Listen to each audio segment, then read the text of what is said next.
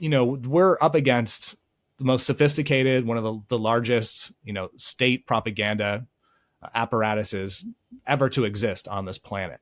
Mm-hmm. Yet we're still winning. We're still winning with memes, with tweets, with videos, and they're trying their best to censor us. They're trying their best to continue to throttle information. But we got to remember, if this information wasn't important, or if it was just completely off the wall, wacky tabloid-esque type of knowledge or information, then they wouldn't have any incentive to censor us. So we're obviously on the right path. We're doing something that threatens the status quo, that threatens their $1 trillion machine that they've basically captured through government.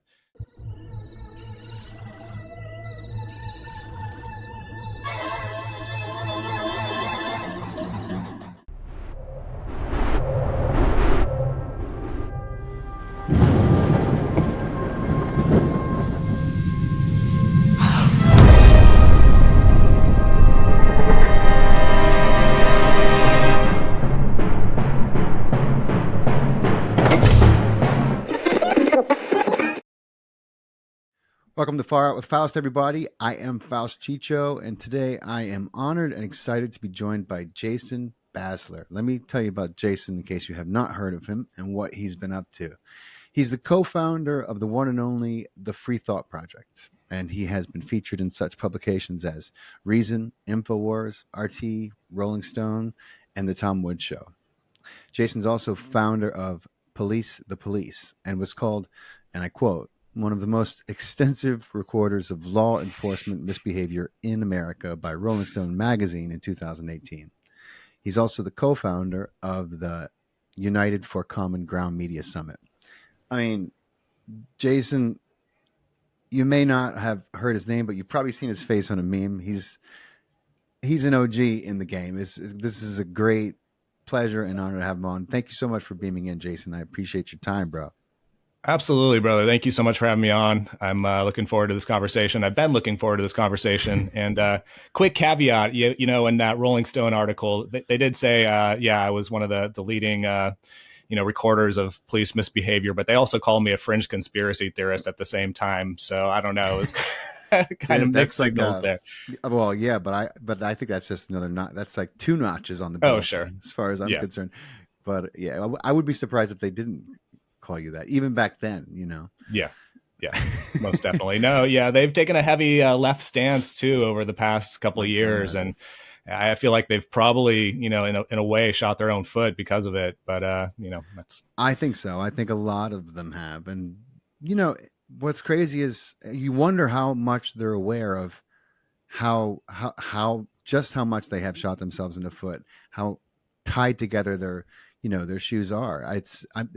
To some degree, they have to be aware, but who knows? If they're as oblivious as some of the people in DC and government, then maybe they're just scratching their heads. Seem to keep doubling down. So I don't know. I don't know what that strategy is, but and then you look at like BlackRock and Vanguard and how they're pressuring these corporations and companies, particularly media, and you wonder, like, at what point do they attempt to, exercise the slightest bit of autonomy, because there's, you can put pressure, but I mean, look what's happening to Anheuser or Busch. I mean, with Bud Light, I mean, like, there's a lesson for you, but the question is, do they have a choice? And does BlackRock give two shits about Bud Light, in their grand portfolio? Yeah. It's just, it's the market in action, really, though, and that just really kind of proves the power of boycott and the power that we have as consumers. And I think sometimes that gets kind of overlooked. We think we have to change things through the political process. And speaking of which, speaking of, voting with our lifestyles, in fact, BlackRock CEO, I believe his name is, what is it, Larry? God, I can't remember his last name. I probably should know this, but he actually recently announced that they're not going to be using the ESG credit score system anymore. So I think we've, in a sense, shined a light on it and kind of gave it so much exposure, negative exposure, that they're kind of having to shift and pivot to some kind of different system. I don't think it's necessarily going away. I just think Yeah. that specific ESG title is probably, you know, that acronym is probably not going to be Yeah. around much longer. But so yeah, again, that shows kind of the power of the market and the power we That's have, you know, that's as right. consumers. It's a victory, I think, any way you want to cut the cookie. Will they rebrand it and shove it down the throats, in a different way? They're really good at that, so they probably will. But still, maybe it'll be slightly less woke. Yeah, right, We'll right. see, We'll man. see. We'll see. Yeah, Yeah. They but certainly seem to have an agenda in place.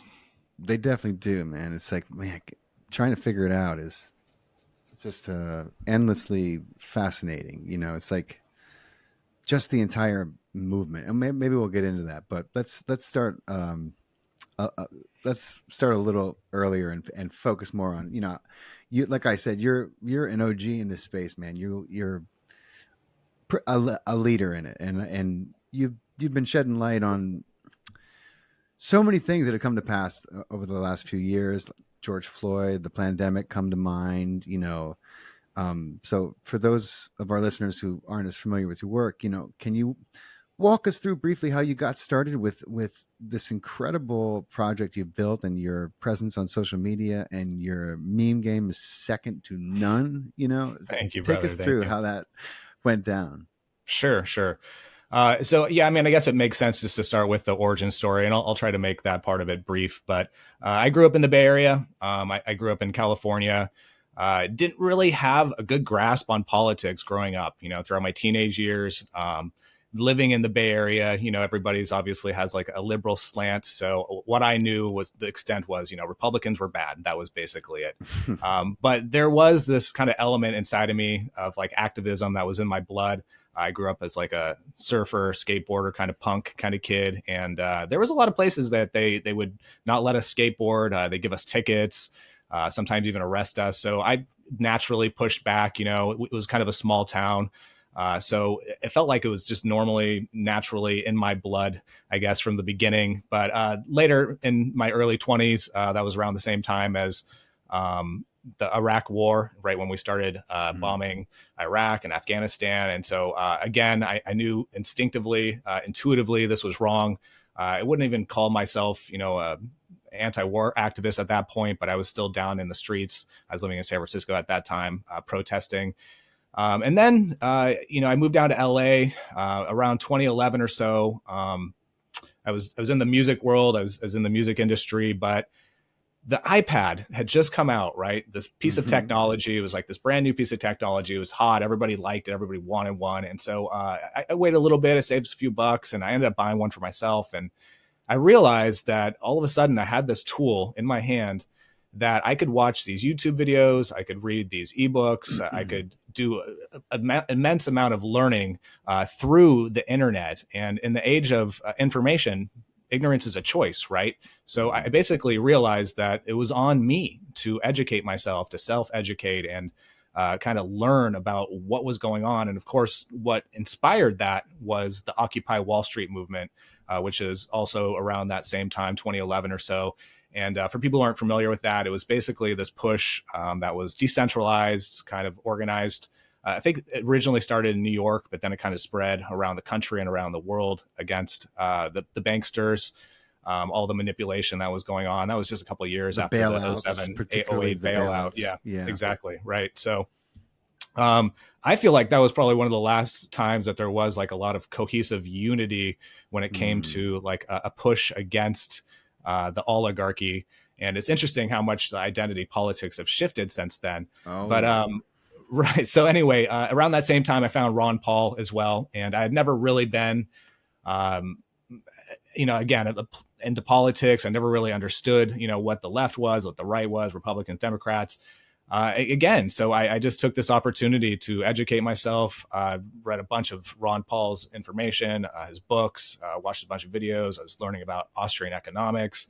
I was absorbing as much information as I could. And about a year and a half later, I started Police the Police because one of the things that I saw during the Occupy Wall Street movement was this rampant police brutality to Mm. these protesters, and it just didn't sit right with me. It actually it was really frustrating and made my blood boil. I was naive. I was under the impression that these officers were Yeah. here to protect the public and to uphold our rights. And here they are brutalizing protesters. Sometimes they were, younger adults, around my age, my peers. And then sometimes there were older folks who happened to be at the protest, and it just didn't sit right with me. So I realized that at that point in time, I needed to do something. I didn't really know exactly what that was, but I was seeing this excess of police violence stories, police brutality, police abuse. And there was just one after another on the internet, and I was like, this is insane. Like, is anybody keeping track of this? Is there any type of archive? Is there any type of, database for this? So it basically prompted me to start Police the Police, which is primarily an online organization that archives and highlights abuse of authority, police brutality, sexual misconduct, any type of police misconduct, basically. And that's been going strong now for, about 11 years. Around that same time, I know there's a bunch of coincidences that happened around this same time, which it was a really exciting time because it was kind of like the golden age of the internet. There wasn't any censorship. People were connecting with each other, sharing all this information. I found Matt Agarist, who is the co-founder of the Free Thought Project. And in October 2013, we created the Free Thought Project. And there was a couple of different objectives behind it. One was to, continue documenting the police violence epidemic that was and is still going on. But the other one was to just shine a light on some of this counterintuitive information that was on our radar. A lot of it wasn't getting covered by the mainstream media. So we, within the first year and a half, saw a huge amount of success. We saw we had about 100,000 fans immediately that right off the bat. That grew until about 2018 to being nearly 6 million fans that we had accumulated over about 5-year period. Wow. Within the first year, we were within the top 500 websites in the country, which I know it still sounds crazy to say. But people were thirsty. People were really hungry for this information that was kind of counterintuitive, contrary to the mainstream media, the legacy media information that was out there. And so, man, we saw a huge explosion. Some weeks we were reaching an upwards of 50 to 60 million people, which I know sounds, again, absolutely insane. I have all the screenshots to prove this. Some weeks we were pulling in 50, 60,000 followers a week. So we had our game on point. Of course, being people who basically built this company, from the ground up, we literally pulled ourselves up from the bootstraps, and was an American success story. Of course, big tech and all the oligarchy couldn't handle that. That was something that was a threat to them. A big problem. And exactly. And about 3 months after Facebook announced that they were partnering with the Atlantic Council, which is this Washington think tank that kind of whitewashes these wars, these proxy wars with a bunch of different countries. They're funded by Big Pharma, the U.S. Army, Google, HSBC. So basically, they were giving Facebook direction.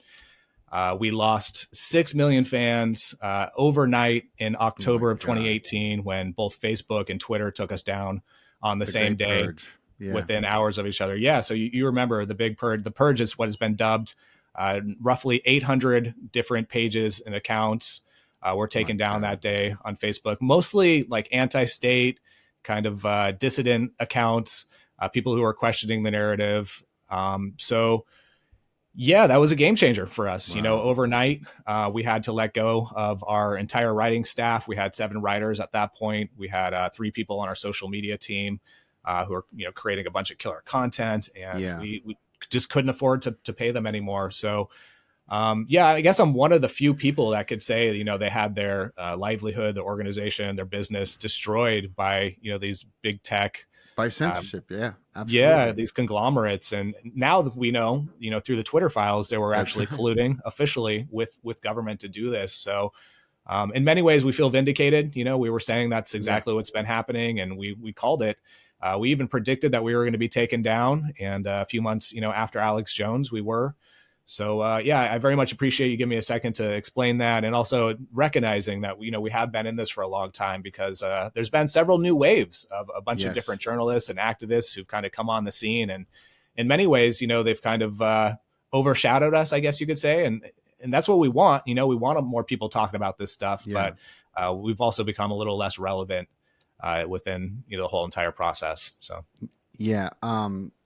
It's just you guys were ahead of the game, unfortunately, and you were scapegoated, and you were one of the first really one with a lot of momentum and a ton of reach. The reach that you guys had was probably what had them shaking in their boots. And I I'm think sure so, that you man. were top of that list, man. And it must have been.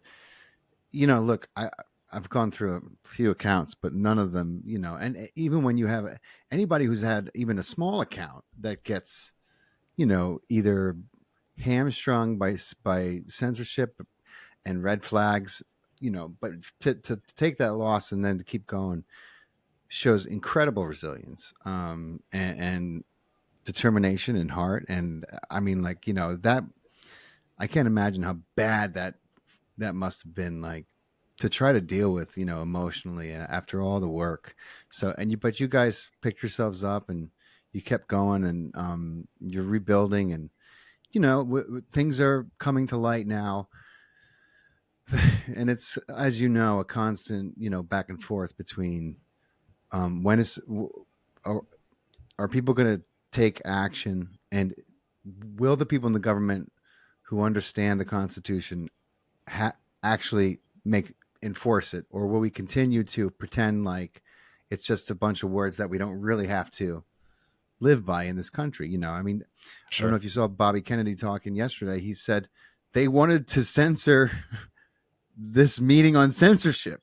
My party, the Democratic Party, tried to censor this meeting. He said that's not how we're going to get anything done. Sure. And he's like, I'm sorry to tell you, you're not going to unite people, and you're not going to be able to reach your agenda by censoring people. It's just, it will not happen. He said it's only through conversation, is only through dialogue. And the First Amendment, he said, was not written for groovy times. It was written for hard times so that people could work it out.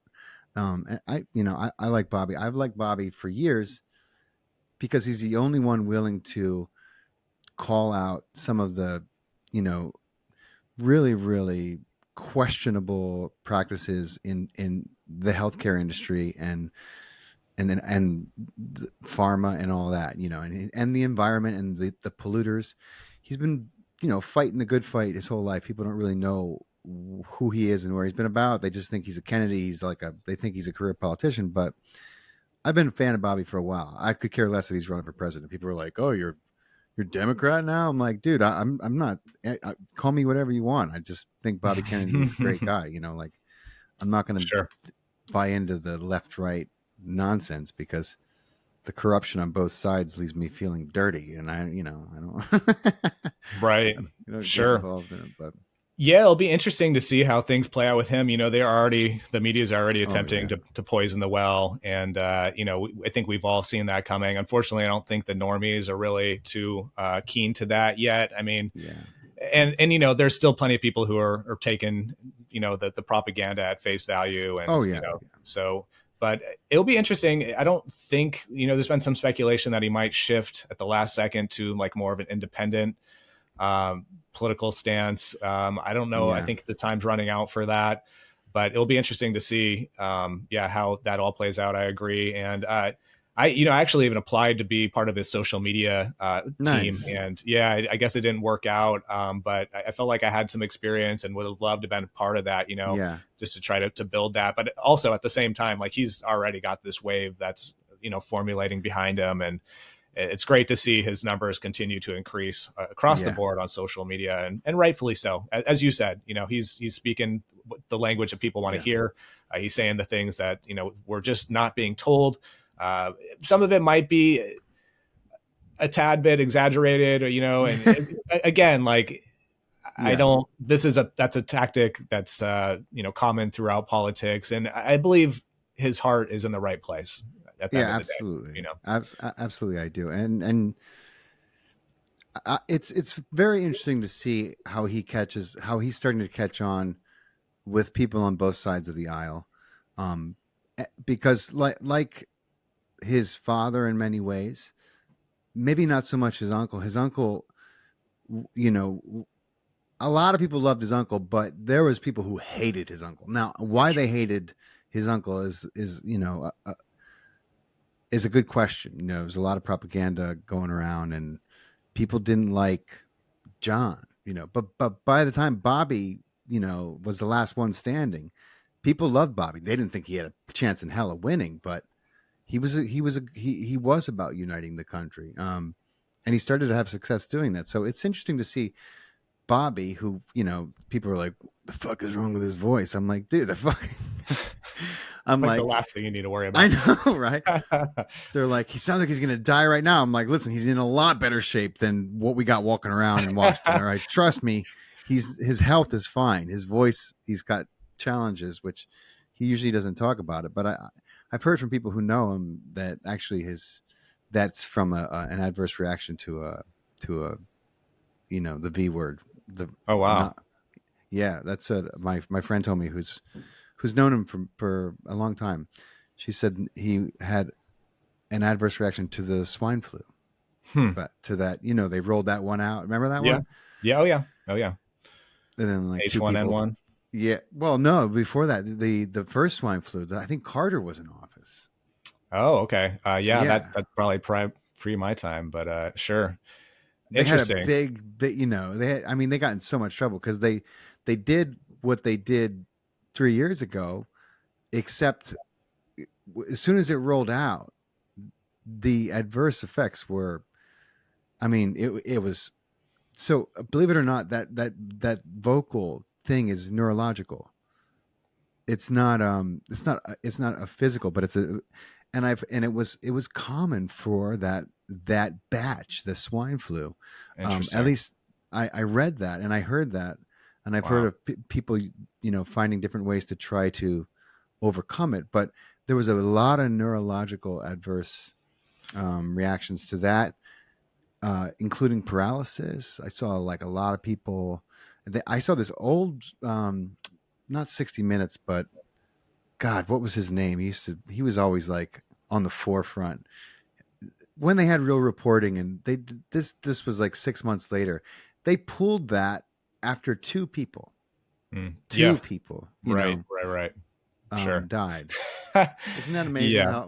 how far we've come from what we understand to be safety and healthcare? Anyway, Yeah. Well, now, you know, yeah, thousands of VAERS reports, go, yeah, unexplored, and it's a tragedy, absolutely. But that's interesting about Bobby, man. I guess I didn't know that, and in a way, I guess it makes it more of like a personal yeah, vendetta, to maybe.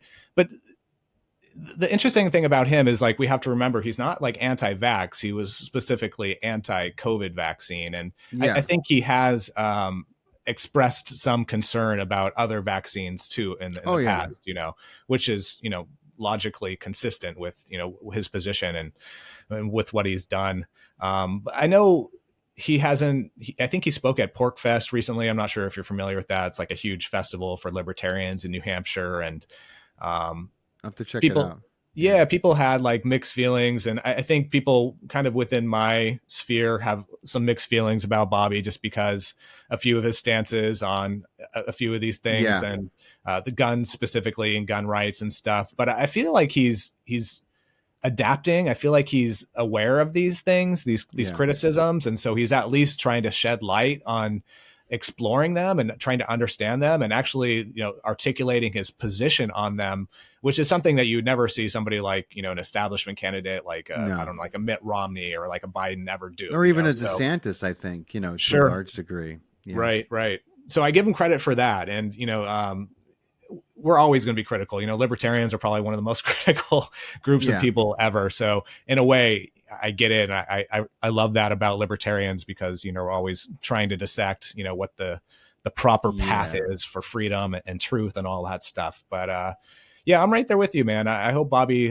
makes some headway, and at the very least, I don't Yeah. think I think we both kind of understand that they're never going to give him a chance, but at the very No. least, kind of have the Ron Paul effect, where he Yeah. creates these waves of people that get interested in some of these ideas, and he plants seeds, for He people to does. explore some of these ideas, and I think that's probably the best we could do in this time, with Absolutely. the And, political. and my biggest, cause to support him is because I want his voice to be heard, plain and simple. Sure, I don't have any illusion that they're going to let him. I mean, it would take an act of God, and it would be a major upheaval if he, a lot of crazy things would have to happen for him to get into serious contention. And I don't think they're going to let that happen. They have control in the end of. I don't think they're even going to let Trump run. They're going to get him. There's a reason why they keep throwing charges at him, and it's not because it's fun. Something's going to stick, and all they sure, need is one. And people are completely disillusioned. I mean, it doesn't. People think that it matters that he's innocent. It doesn't matter. The reason why they keep throwing charges at him is if you throw enough shit at the wall, and you get just one jury to get one count stick, and bam, you've eliminated your opponent. And that's what they're doing. I think it's obvious, but people are like, oh, he's gonna run, he's gonna win, and like, he ain't gonna run, he ain't gonna win, they ain't gonna take any chances again. Anyway, that's my Yeah, it's an interesting dilemma too with DeSantis there, and there's other candidates now have kind of entered the fold that could take away some votes for Trump. But as you mentioned, crazy things have happened. I certainly wasn't expecting Trump to win in no. 2016. In fact, I had to delete like 5 or 6 bomb memes that we had about Hillary Clinton, winning, and that was tough, man. But yeah, we were all kind of caught off guard by that, and even us anarchists, where we always say, that presidents aren't elected; they're selected. Well, Right. what happened in this term, or this count, it seemed obviously kind of a contrary to some of our beliefs. So maybe Yeah. sometimes they do. Maybe sometimes they give us a little glimmer of hope just to believe that the system is functional and it does Yeah. work.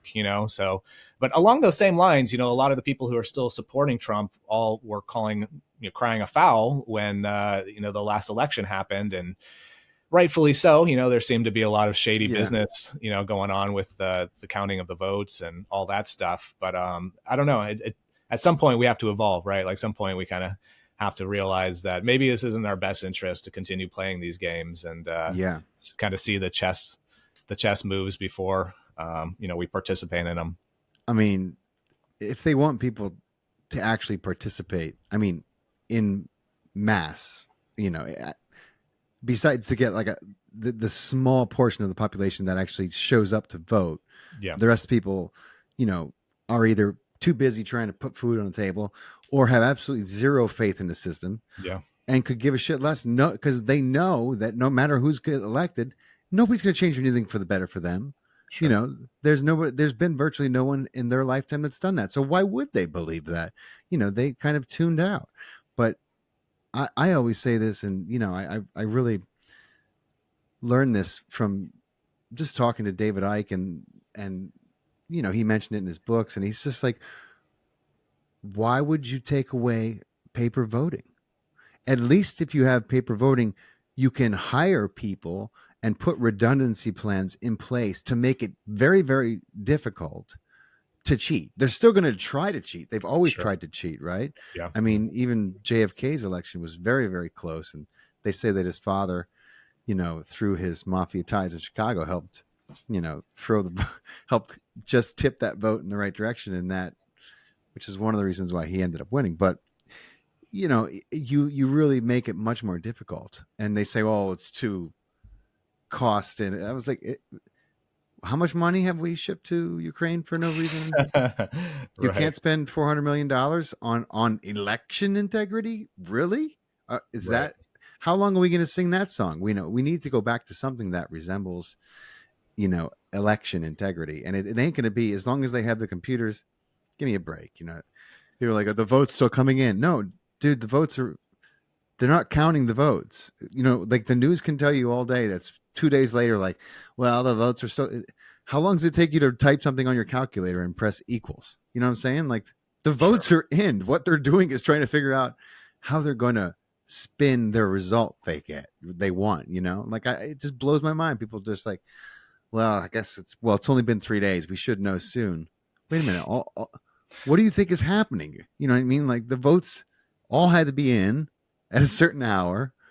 So I don't, and some people believe the solution is to stop voting. And I'm like, yeah, but part of me feels like they would like nothing else than for people to stop voting. Then they could really just, manipulate the system and do, you know, continue to put one Manchurian candidate after the next in place. I don't know. Sure. I don't know what the Yeah, answer is. that's a tricky one, man. And I agree. I think there's probably some utility in voting locally in some of our smaller town, city, Yeah. county elections. But I think, there's kind of an anarchist theory, voluntarist theory that, if the less we legitimize their authority, the more they're going to eventually realize that their authority is just something that's a mental construct. It is just a perception in our minds. And hopefully that would eventually, if enough people embrace that type of Yeah.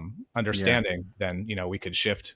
And instead of having some type of, revolution, whether it be politically or even violent, Yeah. revolution and bloody revolution in the streets, where we end up ultimately just replacing one tyrant for Yeah. another, we evolve past this basic this system, this archaic system that's more or less rooted in violence. So I don't know how far we want to go down that anarchist rabbit hole, but Well, but you make a great point, man. And we have to, and I think we will evolve out of it because the entire system is so, I don't know what the word is. It's like so stone age that it's not, we don't need, the system that's in place. We particularly don't need the government. The only reason why the prevalent belief is that we do is because people are taught that. But the sure. truth is that you can make it much smaller scale and handle the quote responsibilities. I mean, last I checked, the government wasn't doing anything that resembled productive with our tax money, and they're taking a lot of it. You know what I mean? Sure. Like, what are they doing? They can't even fix the potholes. Yeah. Everything they touch goes bankrupt. Yes. Literally, they do nothing. And I think that, you know, you just, if you remove the responsibility from them and put it in capable hands, then you can have all these things. People are like, well, what are you going to do? I love the people who chime in and they're like, what are you going to do next time there's a snowstorm? I'm like, I don't know what happens during your snowstorm, but my buddy comes over with his plow and Sure. gets me out. I mean, does the government do that for you? And they're like, yeah, the government does. I'm like, okay, I'm happy for you, but I don't think that's the worry here. I think you're missing the point. Anyway, I just think that what you're saying is, it may be the anarchist view, but I think it's also a natural step in our evolution. We don't, because it's a failed experiment. Sure. Yeah, Yeah. absolutely. I hope so. I hope that this is the place we evolve to, because there is going to be much more peace and prosperity. And it doesn't mean every single actor in society is going to be this benevolent angel.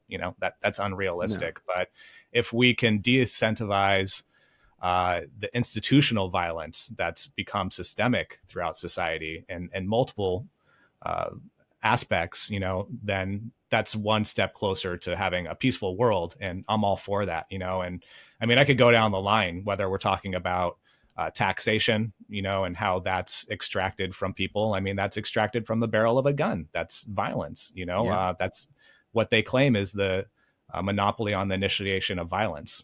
And that's what all governments claim is the initiation of violence in a geographical area.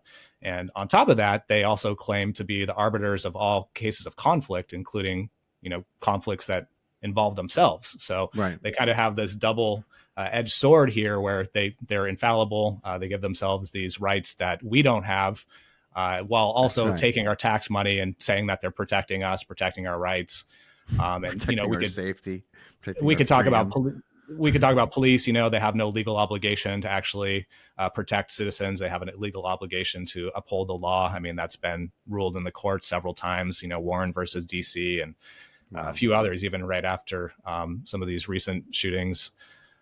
So, yeah, I mean, all a big facade, as we kind of mentioned earlier in the show. And I think we all become normalized and accustomed to this concept that government is supposed to solve all social ills and supposed to be this arbiter of all conflicts, because we all grew up in these public indoctrination Yeah. camps called government schools, and so Mm-hmm. it's just something that we we're told. And uh, for a period of time, it did work to a certain extent, but as Lysander Spooner mentioned, is this type of government. I mean, it's only expanded upon its original intentions, and the Constitution hasn't been able to restrain it. So Yeah. as you mentioned, it's failed experiment.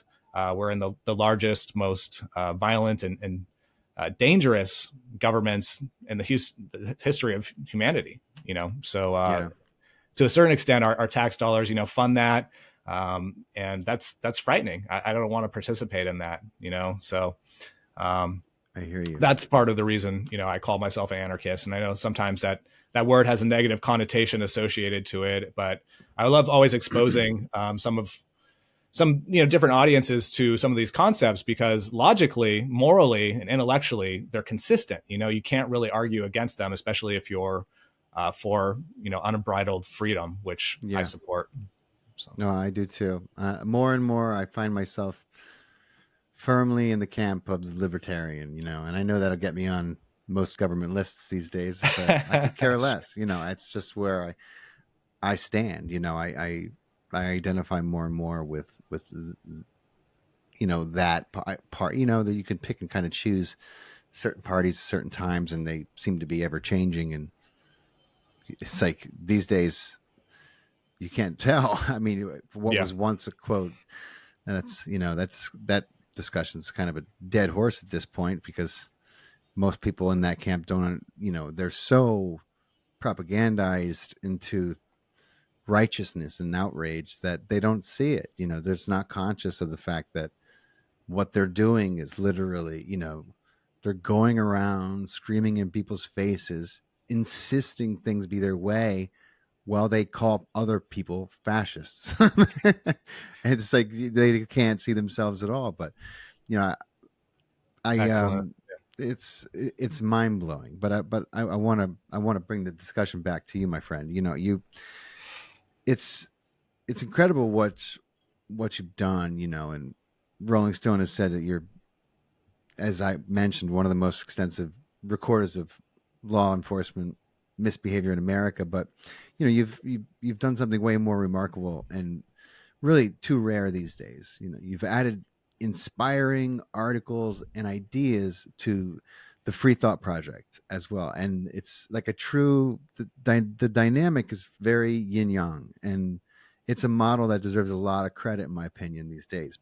So I would love for you to share how that evolved. I mean, most people, it's really easy to complain, but it's more challenging to try to uplift and go the extra mile, actually investigate the truth, as opposed to just bitching about the symptoms. And you've definitely gone beyond that, and you've chosen to offer hope as well. And I want to know, what is it about you personally that kind of compelled you to do that, and how can we all incorporate that spirit into our lives, and as we grow and teach our children, and so that we can be part of the solution as well.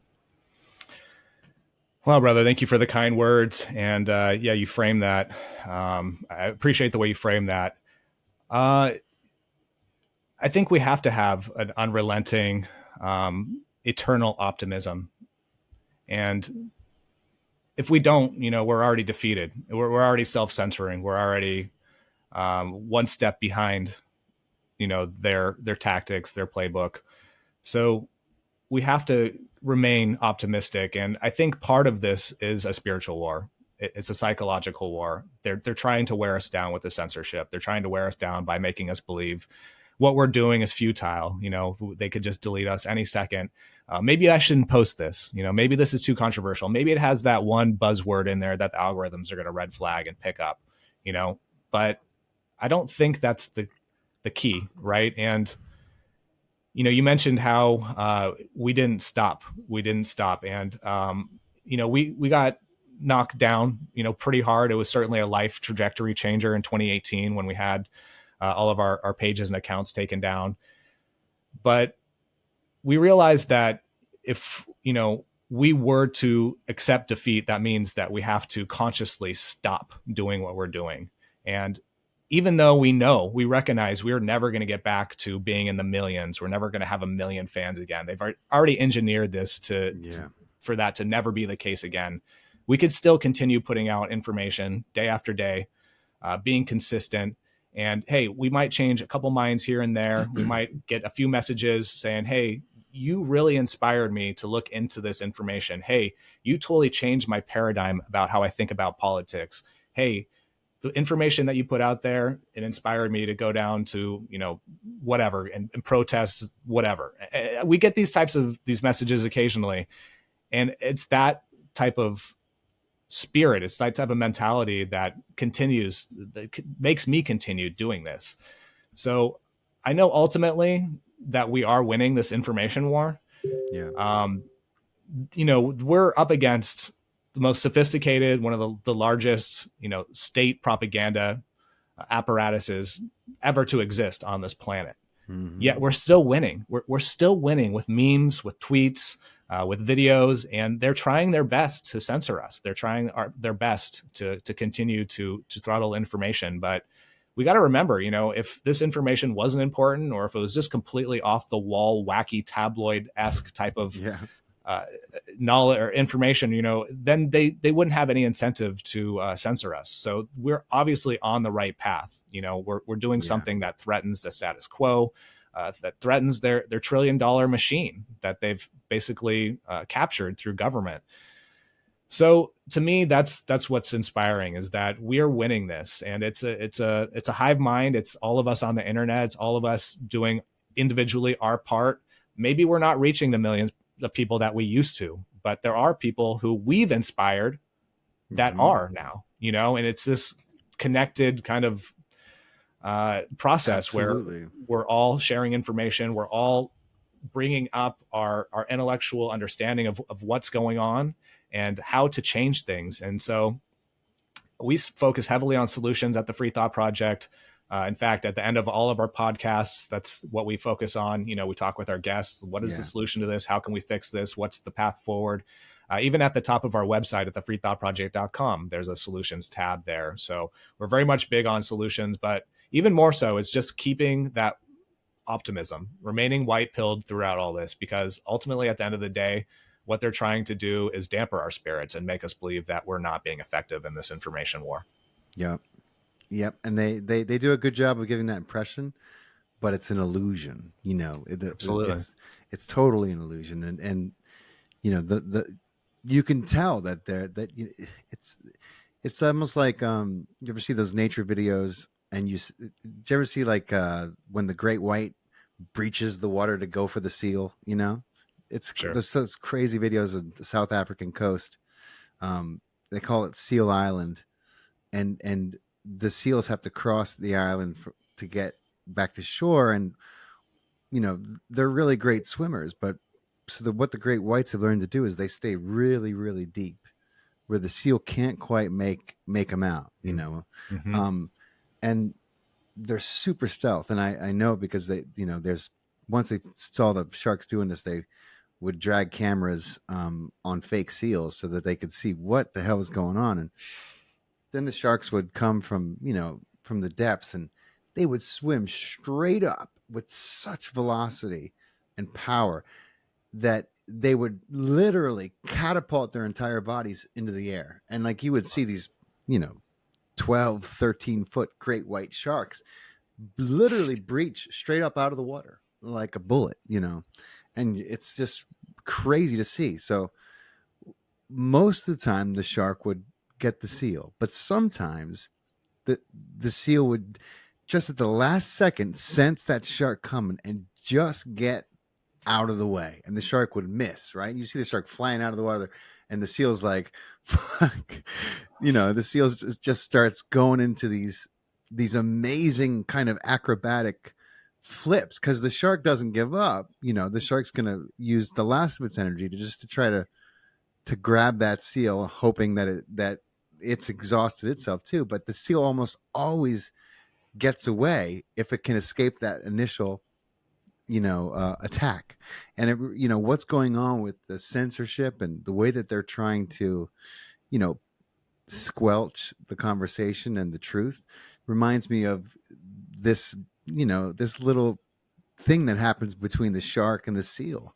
And I feel like, we've gotten out of the initial attack, and that things are looking good for us and bad for them. They've used a lot of their energy, and I got to believe that we're going to continue to evade and get away from their jaws. It's That's right. crazy. It has been a giant game of whack-a-mole, and Yeah. I could say because I've been on all these different social media platforms that have, enforced all these insane policies to censor us. And I'll say this: there's always a way around. If there's a Hmm. will, there's a way. The people will always find a way around algorithms. People always find a way around these community standards and these policies. So they can't stop, and Ron Paul always says this: you can't stop an idea that's time has come, and they Hmm. can't. They can't. We are winning the information war. We will always find a way around it, no matter what they do, whether they take down Parler, whether they Yeah. censor us, they take down our YouTube channels. It doesn't matter. People are resilient. People are dedicated to living in a free life. And this is the first step, right? This is the first Yeah. step, is educating people, is planting these seeds, is getting people inspired and motivated, orchestrating these types of things and motivating people to get out there. So I think we're doing it, man. I think eventually, and again, this is probably part of my white pill optimism, but I do think eventually we will succeed, we will overcome, and we will become the majority, the people who are awake to what's going on, and kind of see through this veneer that's been carefully crafted and engineered, over our eyes for Hmm. decades now. But that veneer is starting to fall away. So Definitely starting to fall away. I love I make these shorts on my Instagram, and seeing them, yeah, YouTube doesn't allow me very many of them to catch on.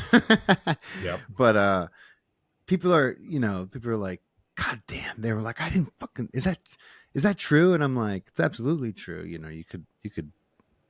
can vet it and verify it all you want. You can even look on Google and you'll find it. And they were like, fuck, they're like, God, your videos make me so angry, but I appreciate you telling me the truth. sure, And I'm like, I don't mean to make you angry. I just think people are wiser if they understand the true history of this country. Because if we don't want to repeat the mistakes of the past, first we have to be aware that we've made them. And there's a lot of people who aren't. They've really bought into, and it's not so much their fault. They've been deceived. yeah, And I'm starting to realize more and more that that even goes for a lot of people in government. They're just kind of clueless in a lot sure. of ways. Police too, yeah, Yeah, police too. And it's easy to kind of stereotype them and assume that they're all acting in bad faith, or like yeah, even with some of the bureaus and the agencies. But a lot of people get into those for the right reasons. But sure, unfortunately, even though they are the majority, it's they compartmentalize things so well, and the people who get to the very very top are the ones that are unconscionable. So yeah, it's a absolutely, sticky situation. You start to learn about how they go about recruiting, and you're like, oh my god, it's like it's literally, they're like, but is he a psychopath? Okay, then he's the one we want. I'm like, wait, is that bad? Like, but yeah. I guess it makes sense because you for the things that when the push comes to shove that they're going to ask him to do, that's where things get scary. But libertarians would definitely be the last one standing. Well, we got the guns, Yeah. so well, the right has some guns too, for sure. But Oh yeah, for sure. Yeah. you made some great points there, and yeah, I try to steer away from the collectivist mentality of these types of broad sweeping claims like all cops are bad, Yeah. and I think there are plenty of people, and in fact, I know quite a few who've become whistleblowers over the years who were cops or even are still cops, and they're good people, and I do think there are good people in law enforcement. I want to clarify that before we hop off here. But unfortunately, it's the institution. That's where Yeah. we have to draw the line. That's where we have to acknowledge that it's the institution that is corrupt. It's the institution that allows for this type of violence, that doesn't have any accountability, checks and balances, even though we're told that there is.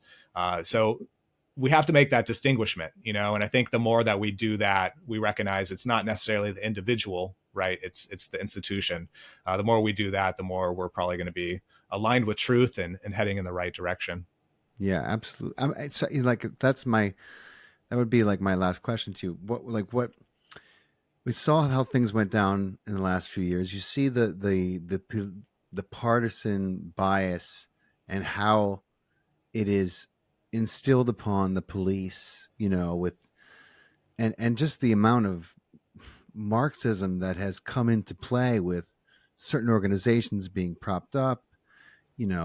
Like we saw the irony of a political ideology, with Black Lives Matter and their mission to defund the police, while at the same time the supporters are, rioting and burning down buildings. And so, obviously decriminalized zones are a disaster. And on the other hand, I'm hearing about cities that have put more officers out there, crime rates do come down. So like where does the truth lie with this? Like you have a really interesting take on how we should fix this problem of policing. And I was wondering, if you had 5 more minutes, you could elaborate a Yeah, little bit about that for us. yeah, Yeah. absolutely. Well, the libertarian position is, we're anti-monopoly, we're anti-government monopoly, and that's essentially what law enforcement in this country is, right? Again, government, they claim this right to initiate violence, to enforce these laws. So because the mechanism of taxation is extracted through force, because it's not voluntarily handed over like we do in the market, right? Like there's a product or a service in the market. Well, we consent, we voluntarily hand over our money for that. That's not the case with government services. They take them, they take Yeah. the money, they extract it from us at the barrel of a gun. If you decide that you don't want to pay your Literally these taxes, days, literally. Yeah. yeah, I mean, if you don't pay your taxes, you'll get a letter in the mail. If you ignore that, you might get another letter in the mail. But eventually, men with guns will show up to your home, and so yeah, we're compelled to pay for these taxes, which in turn fund these institutions that have no incentive to be efficient, to be effective, to have any accountability, to ever improve. Because why should they? They're getting paid through taxation regardless. So the libertarian position is, hey, instead of having just one monopoly on protection and security in society, why don't we have a decentralized group of competing private security forces, whether it be something that's maybe a bigger company that maybe handles an entire city, if that's what the community agrees to, or something that's a little more localized, that's something that you hire within your community, your block or your neighborhood, and you come together as a neighborhood to voluntarily agree to associate with this firm, this protection or service company. And by doing so, by voluntarily being able to fund these companies, we actually take the power back by using the power of the dollar, with voting with our dollar, voting with our lifestyle, to actually have some control. So if one of these private security companies decides to rough up your 13-year-old son or something for whatever reason, guess what? We all take your You're money and you fired. find Yeah. right, exactly. But we can't do that now with law enforcement, and the cards have been stacked against us through all the different arbitrary victimless laws that they enforce, whether it be traffic laws, or a whole host of others. So in a way, law enforcement has turned into nothing more than a revenue generation production for the state. So in a nutshell, I could go into much deeper, examples too. There's this guy named Dale Brown in Detroit who runs the Detroit Threat Management Center, who for 25 plus years now has been working in Detroit, and never had any of his customers or employees ever been hurt or arrested. So he's doing it right. He's doing the protection company through a private lens, and he's actually making it as like a shining example for what it could be for the rest of the country. And so it's up to us. I mean, that's just one, example if we want to kind of go the far libertarian Yeah. avenue on that. But I feel like that's truly the only way that we'll ever see any type of evolution through that type of product and service through, protection and security, because we've been trying to beg the state to reform law enforcement for roughly 120 years now. And the incremental reform isn't going anywhere. And No. that's couldn't been any more evident since the George Floyd protests, where nothing Mm-hmm. has changed. Literally nothing has changed. In fact, last year there was more people killed by police than ever before on record. So Wow. I love that idea, man. It's brilliant. It's profound, and it's amazing that it's not spoken about more. But again, you have to decentralize that power structure first in order to put it in place, and that's where we run into trouble these days. yeah, Whenever we bottom up. start, yeah, Bottom up, not top down. That's what we got to start shifting to with a lot of this stuff. A lot of this stuff really boils down to an economic issue, especially the police issue. And a lot of people just don't look at it that way. They think, well, all police are just racist, and so that's the problem. And yeah, the left and the Black Lives Matter and all that stuff, like they've really kind of diluted the waters in oh a yeah, way, So, but yeah. don't get me started on that, man. I can talk about this all Well, no, night. we'll have another podcast for that. Jason, I appreciate your time so much, man. Listen, for people who have not checked out the Free Thought Project podcast, this is a extensive library. You just scroll down and you won't have to go far. I mean, if you enjoy this podcast, you will absolutely love that podcast. I mean, these guys are talking about everything that's vital and important right now, that we should all be talking about. So I can't recommend that enough. Jason, tell everyone where else they can find you, and where the podcast is available, and what else you guys got going on that you want them to check out.